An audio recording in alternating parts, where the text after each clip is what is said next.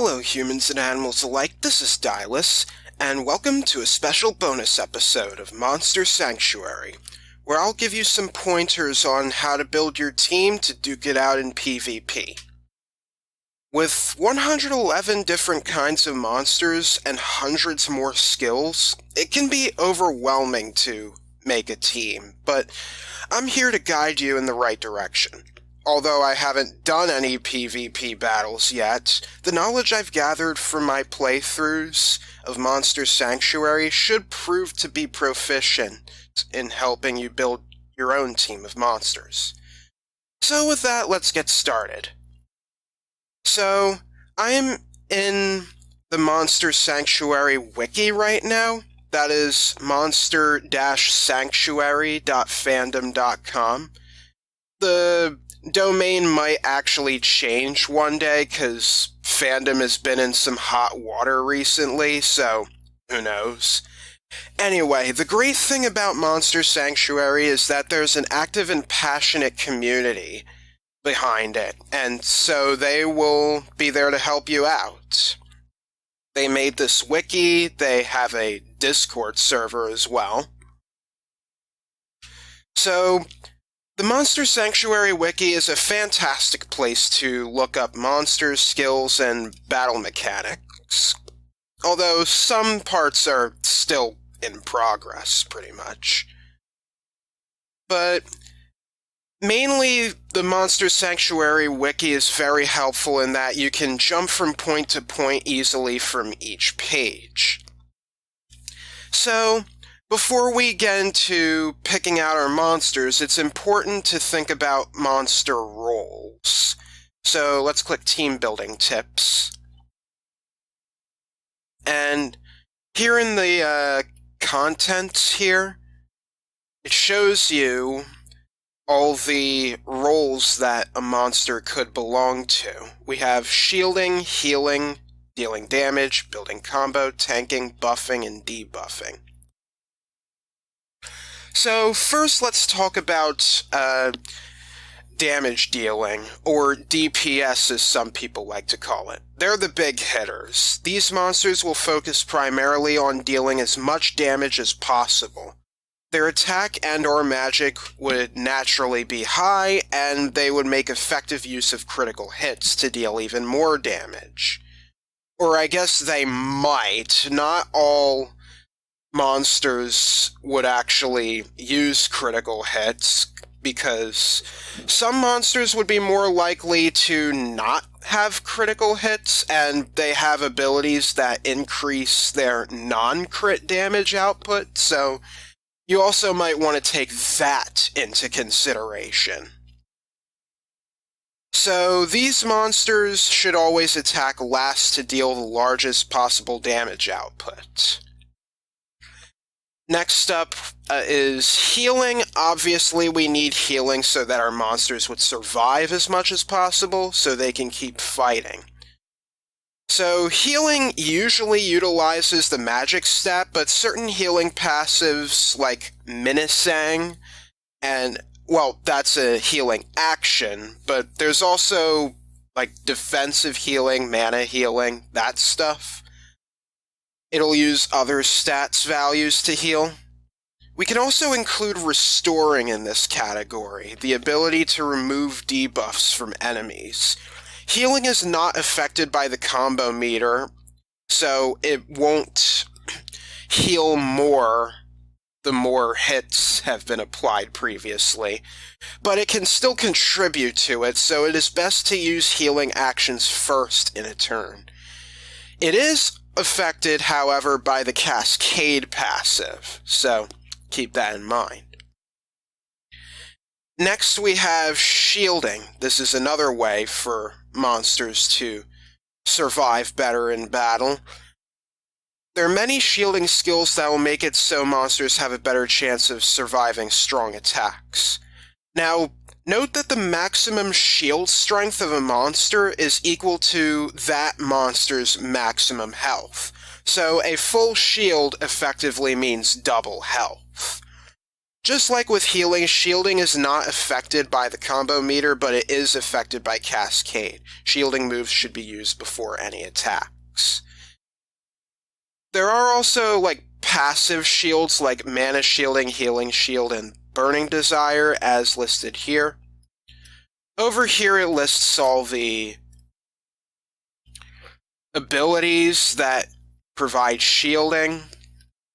There's also this list of monsters here, but let's see. Yeah, we got the active shielders, but the passive shielders is incomplete. They're definitely much more than these four.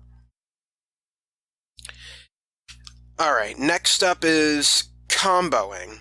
So, building combo. This one has the more hits a monster applies, the more damage the next monster in line will deal, so these monsters will primarily contribute to the combo meter as much as possible.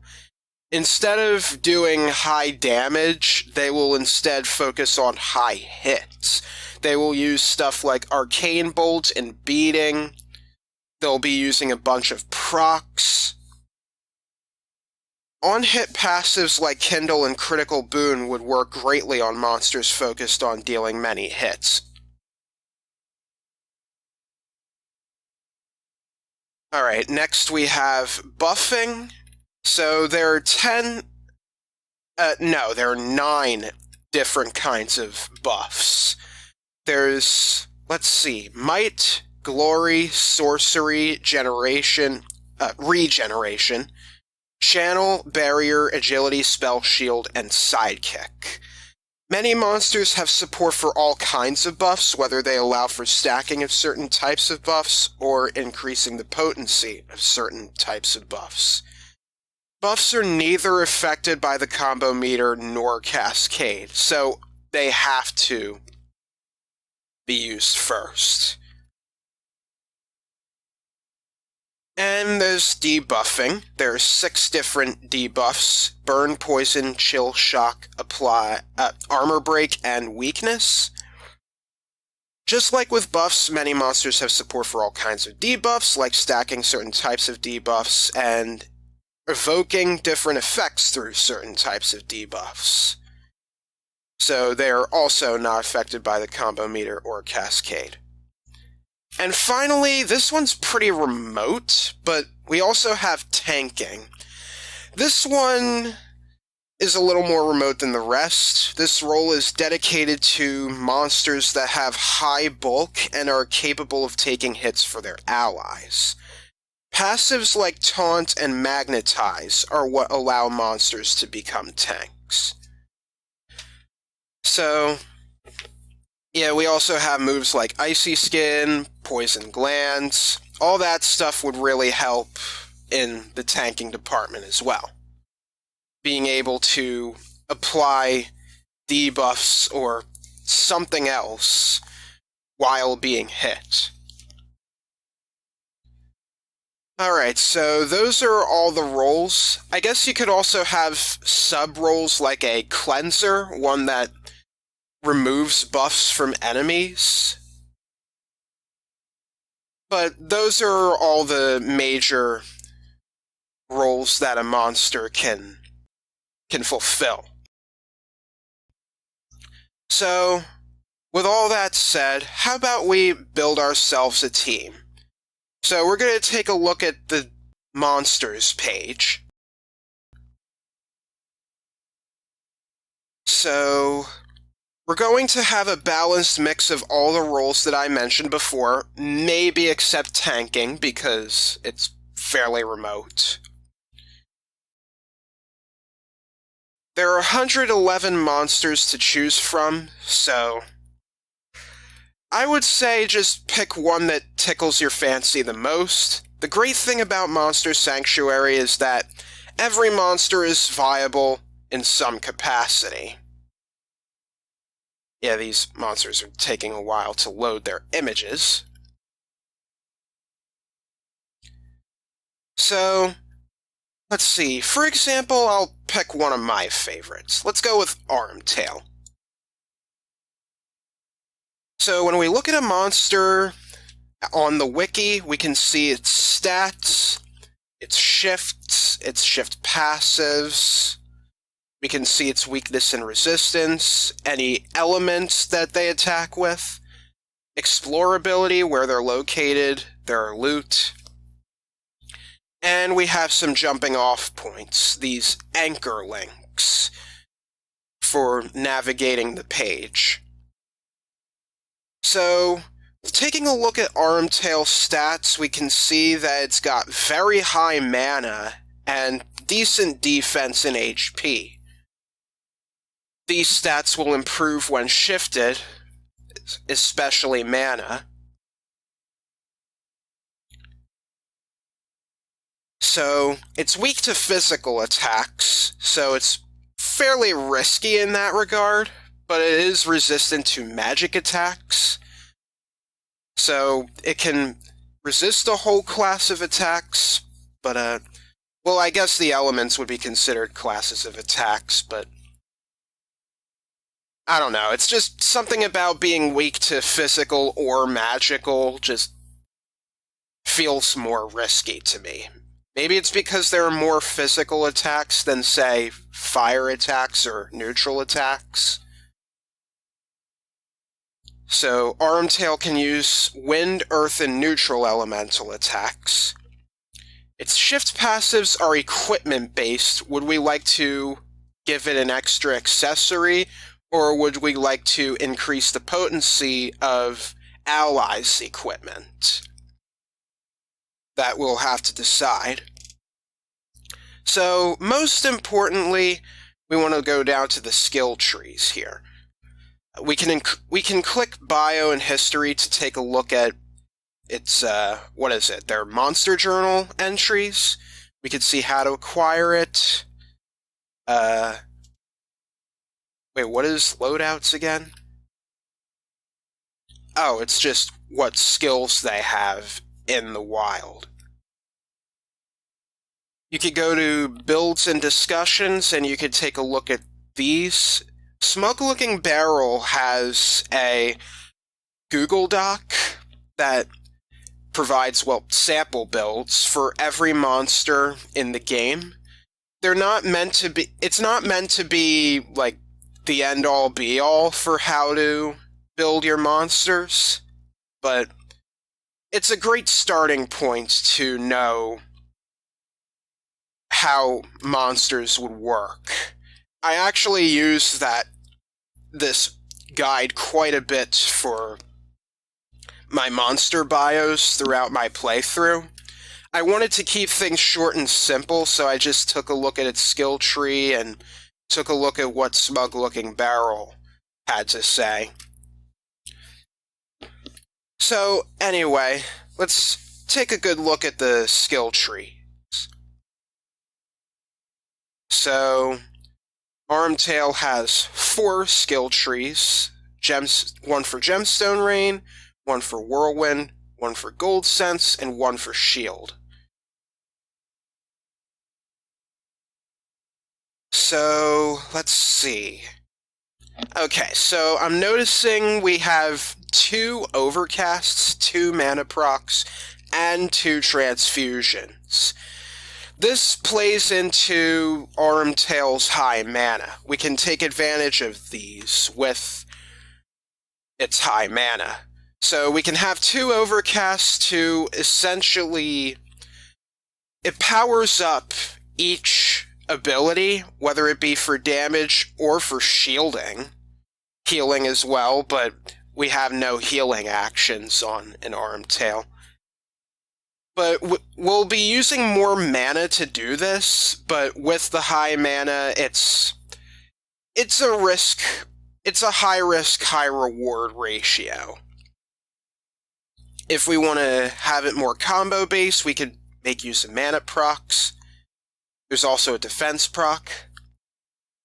We have 2 transfusions, which would greatly help in healing. We'd want to increase its mana regeneration to make full use of this. We got Cascade, so any high hit actions will deal more damage. Or Arcane Shield would actually shield very well also. We have an entire skill tree based around shielding, even, so of course we'd want to pick one. Shield Burst is a neutral option. We have Cleanse. Let's take a look at the Gold Sense skill tree. We have 4 gold senses on Armtail, which will help in raking a lot of money from wild encounters. But this is about PvP, right? So gold sense would be useless, right? Well, not with the glitter passive. So if I could scroll down to aura passives, glitter is a unique aura. For each instance of gold sense in the party, every monster in the party deals 6% more damage and receives 6% less damage. This is actually much more potent for this than Empower and Protector, which are also auras. Alright, so what else? Keeping it alive would allow the team to stay powered up, so casting shields and utilizing the transfusions would be of utmost importance.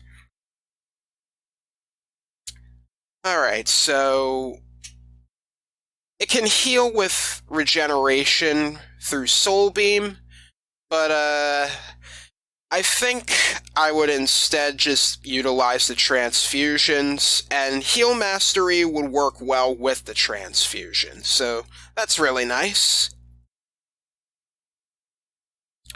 Okay, with that I feel like I have a rough idea for how to build Armtail.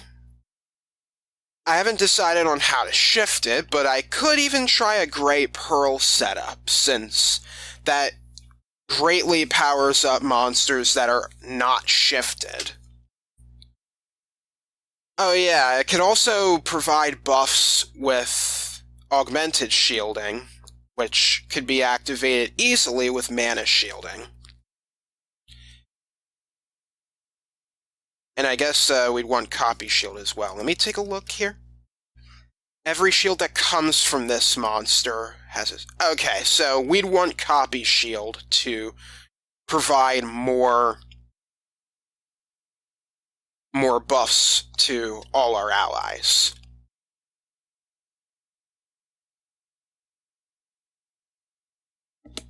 Okay, so I guess now that we got our first monster, how about we jump off from the glitter aura? I'm interested to see what other monsters have this. So let's click it, and we'll see that only 2 monsters have this unique aura, Armtail and Mimic. So we might as well check out the Mimic. We could see how we can incorporate this monster on our team, and it could also help out with boosting the entire team if Armtail is put out of commission. So, let's see. Oh yeah, I didn't mention the type of monster that you can see up here, right below the monster's name. So you'll want to keep these in mind for specific abilities that certain monsters have. They can help out monsters that are spirits or occult monsters. Alright, so looking at its stats, it's got pretty high attack, and when it's dark shifted, it has very high mana. Its mana ranking doubles when it's dark shifted. That's a huge jump. So we got equipment mastery for light shift, and dark shift would make use of this mana thanks to mana potential. So the more mana it has currently, the less damage it will take.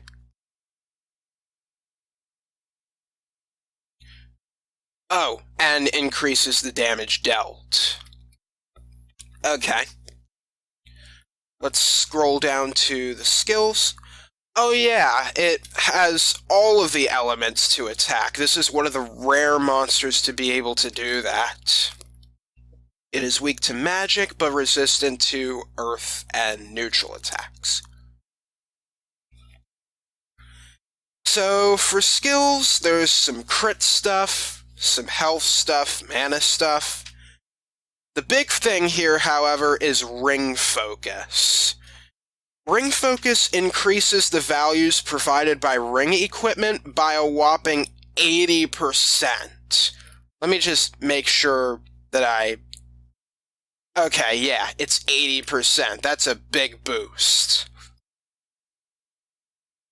I can sort of choose what I want to prioritize because all these skill trees that are to the side here, they complement each ring very well. So we have Impact Ring, Crit Ring, Vital Ring, Mana Ring. So, and I guess with the transfusions here, this could very well be, what is it? Sustain Ring. We can see our instance of glitter here. It's got 2 gold senses, though they're on the lowest level of 2 different skill trees. 2 of 5, I might add. So I don't know if I'm going to be accessing both of those. We kind of have to pick and choose our elements, pick and choose our skills. So I can make it a more of a DPS role with crit chance and damage. It can fulfill comboing well with fiery shots and ice shots, tackle, and flurry of blows, that too. Its ultimate elemental strikes would be really good for combo as well. So I would need to choose how much I would like to invest in each element. So I would like glitter. So we'd want to go down tackle for a while. I'd probably choose either leaf slash or fiery shots to go down for 1 gold sense. I think overall we should just... Alright. I think overall we should just leave this open for a while.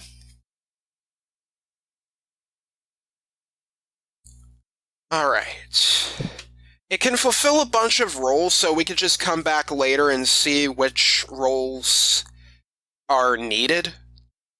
So we'll keep in mind damage dealing and tanking, since it has taunt and plenty of health stuff. It's also got mana stability, so that's some extra defense there. Transfusions. We can think about comboing as well with its procs and plenty of high hit actions.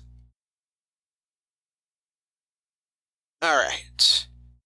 So with that, let's look for more gold sense monsters. We'll see how we can take advantage of each of these. We'll take advantage of glitter, I should say. So there are 8 monsters in total who have at least 1 instance of gold sense. Goblin Hood, Ornithopter, and Mimic have 2 instances. Armtail has 4. Let's see. Let's go with Koi, since I know about it very well through my playthrough, about its buffing capabilities. So, Koi, as we see here, has high mana. It has, decent health and magic.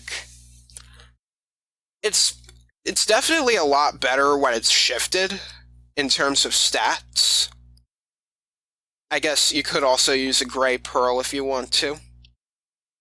Alright, we got Holy Presence for its light shifted ability, and Shadow proc is its dark shifted ability. They seem to be more buff-based, though Shadow proc is pretty versatile. It's not only for buffs, but also hits, shields, and heals. So, I have a dark shifted Koi that I used in my playthrough, so why don't we work with that?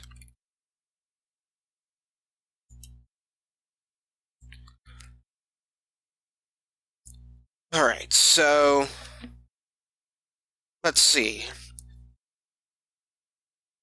I only had it dark shifted in my playthrough because I wanted it to deal more damage.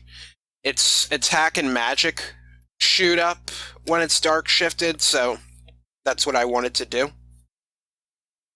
So, Koi has fantastic glory support. It's got multi-glory, it's got glorious spark. It's got various buffing actions that give glory, including Blessed Strikes, which gives itself glory.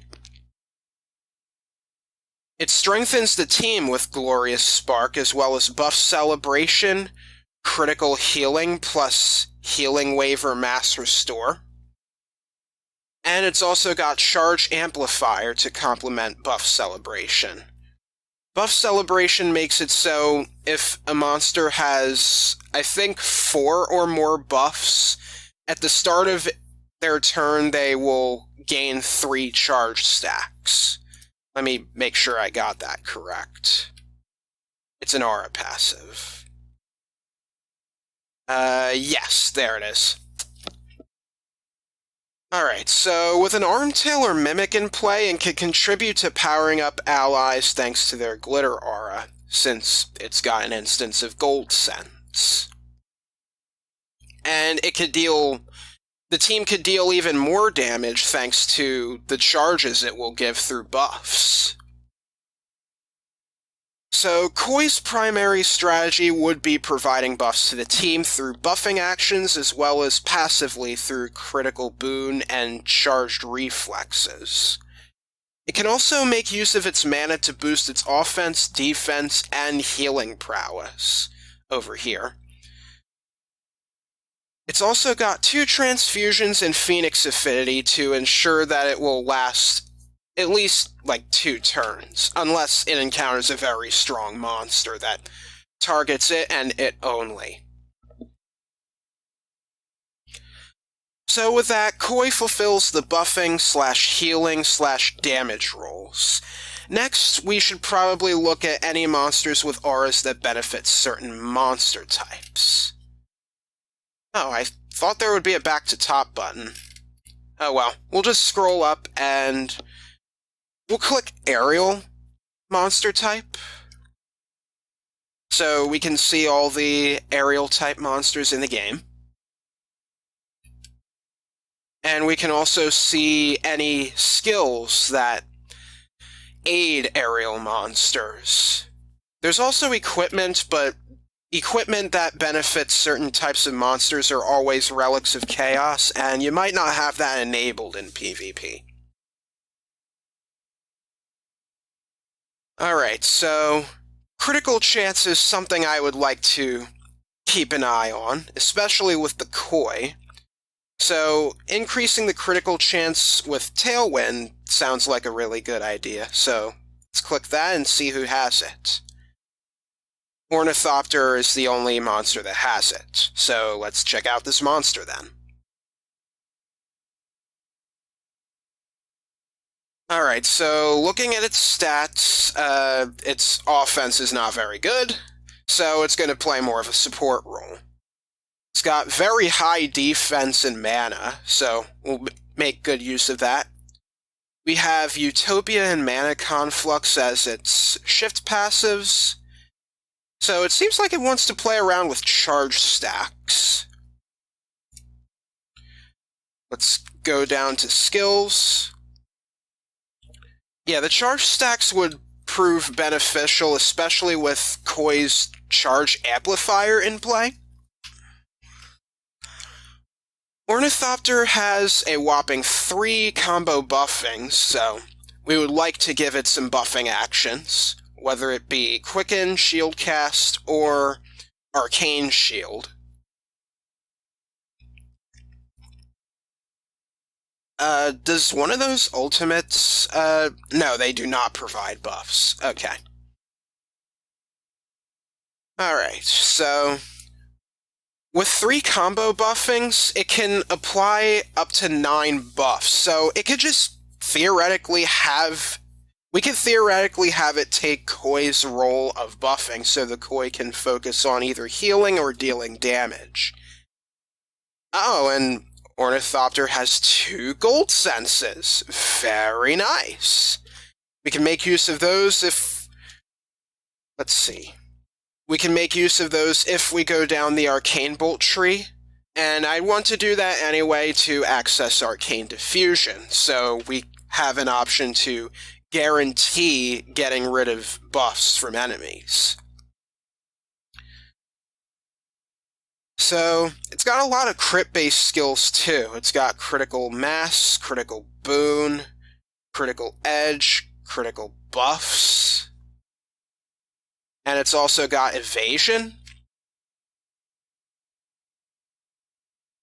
So, oh, it's got Buffing Restore as well, so when it buffs, it has a 50% chance of getting rid of a debuff from a party member, so that's pretty nice. Speaking of debuffs, we're kind of lacking in that department right now. We'll fix that soon enough. When I used an Ornithopter in my playthrough, it actually was a pretty solid shielder once I applied a bunch of skill points to magic pluses.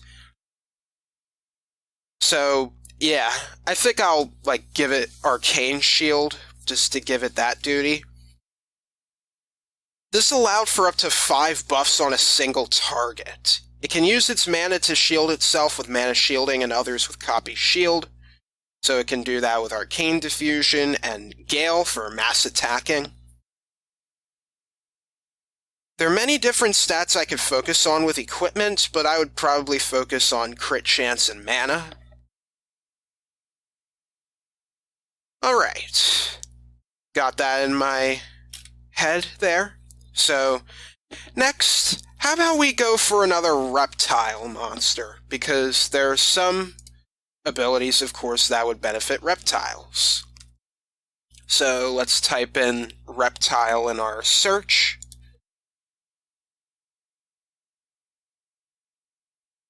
Let's take a look at the skills. When it comes to debuffs, Acid Spit seems pretty good. Vasuki and Imori have this, so those would be great to have. Although, I also have a keen eye on Prehistoric Screech, dealing more damage to enemies, and a lot of our monsters are already either aerial or reptile. I mean, when I get a reptile on the team, that is. So let's take a look at Kangamato, who has it.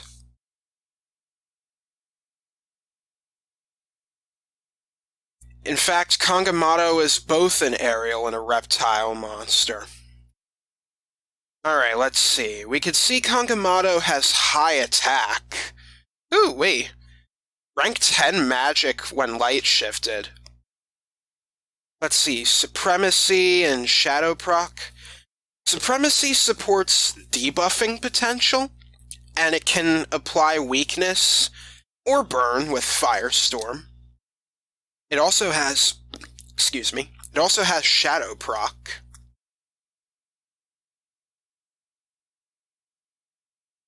Alright, when we scroll down, obviously we want Prehistoric Screech, so we're going to go down this. It's got plenty of weakness skills, Disoriented for a chance of missing, I believe, and Sensitivity, what does that do again? Weakness causes enemies to take 10% increased damage. Okay. Let's see. It's got thick skin for survivability against more attacks. It's got a combination of weaken and weakening crush down here. So once we give it fiery shots, it has 7 chances, 25%, that have a chance to apply weaken. So that's really nice. I don't really plan on giving it buffing duties, but Strike Mastery is catching my eye here. So maybe I'd want to go down a little bit of full offense to get to that. Or who knows, maybe I won't have enough skill points for that.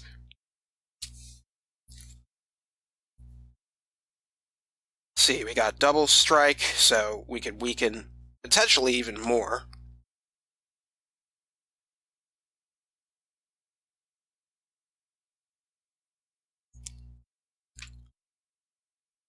Alright, it doesn't seem to specialize that much on debuffing, unless, well, I go the Firestorm route, but I'm primarily going to do weakness stuff. It does have Armor Shred, though, so it can apply Armor Break. Although it needs a little more support for that to be, like, the best. It's got Proliferate, so it can combo pretty well if the monsters don't have debuffs already.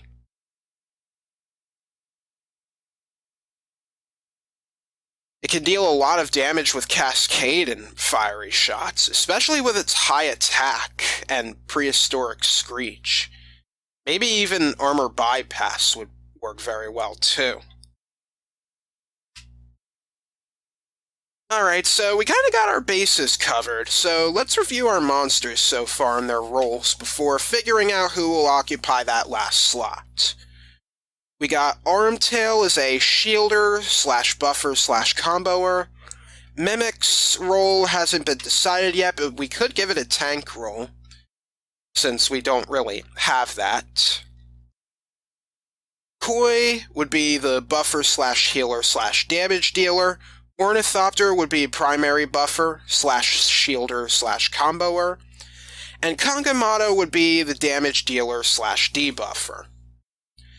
I think we'll need somebody who is capable of healing and providing debuffs for that last slot, so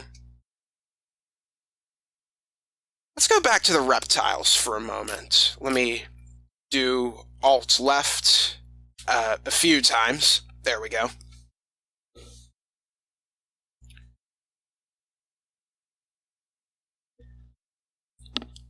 Alright, both Ninki and Ninki Nanka have armor break and regeneration related skills, so let's compare the two. Let's open Ninki in a new tab and Ninki Nanka on this one. So I'll just switch between the two using Control tab.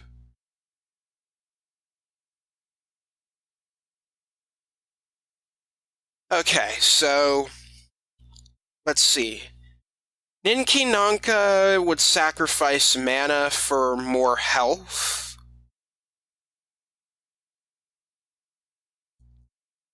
It also has access to fire attacks, whereas Ninki only has water and earth.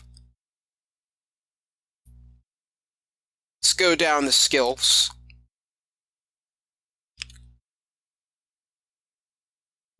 Okay, so Ninki Nanka has a 4th skill tree that's dedicated more so to fiery shots and firestorm.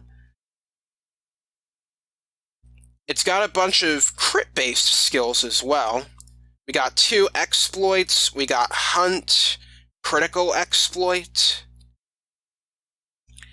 Ninki, the regular Ninki, does not have that, but it seems to have more stuff going around when it comes to healing. It's got Remunerate, it's got Bolster, 2 Cascades, we got Regeneration. Yeah, we got Regeneration Shield.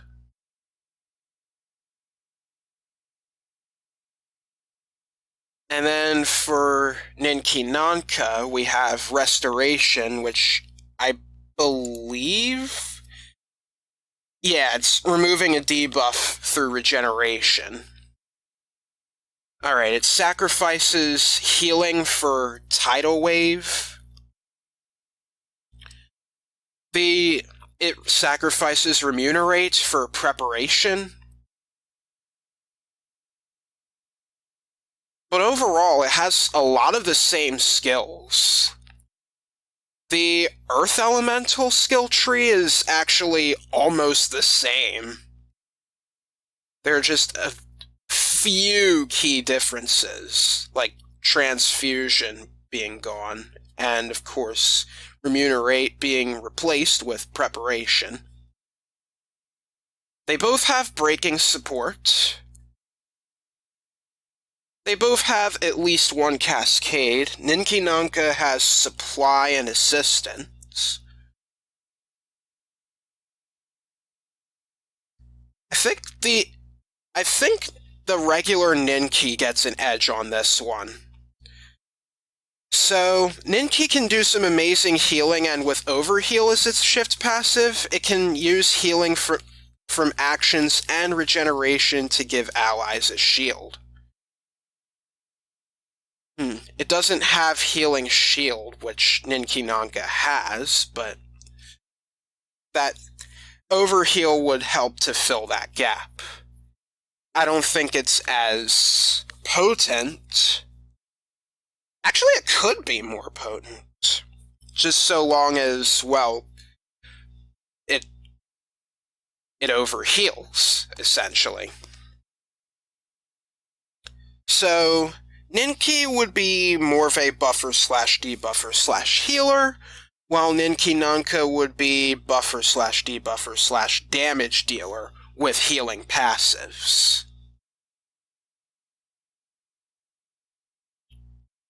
Alright, so with that, there you have it. That's our 6 party members. So, that was my thought process for building a team to use in PvP in Monster Sanctuary. I'd say my team would be pretty solid and be able to handle plenty of enemy teams, but of course there are weaknesses that other enemy teams can take advantage of. And sometimes luck might not be on your side. I may have been better off going second in battle instead of first. Maybe not enough crits were done, or the effects from crits didn't happen enough. Even the best teams may lose to some factor of luck, but that's okay because it keeps battles interesting. It's not like the game is almost all luck like with Monopoly, but there's just enough to keep things spicy. With how well balanced the roster is, there really is no best team, at least for PvP. Just try stuff out. Do some matchmaking, and most importantly, have fun.